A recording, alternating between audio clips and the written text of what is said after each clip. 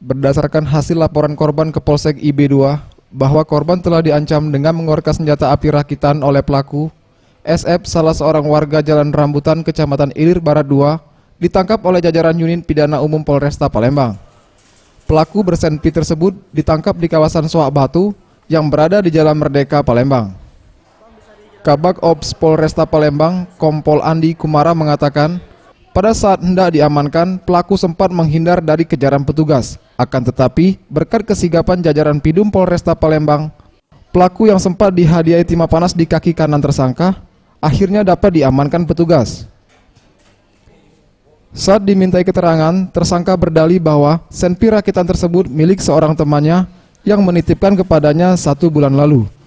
Ia pun mengelak kalau senjata tersebut dilakukan untuk melakukan aksi kejahatan. Diakuinya dirinya membawa senpira tersebut untuk jaga-jaga diri saja.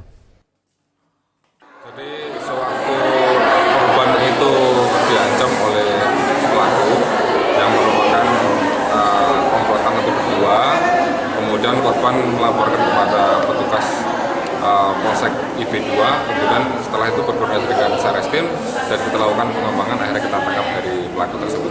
Pelaku kita ambil tindakan tegas, Bang? Benar, karena pelaku menggunakan senpi dan berusaha untuk melawan, sehingga kita melakukan tindakan tegas. Dari pelaku kita amankan barang bukti senpi. Tim Liputan Sriwijaya TV.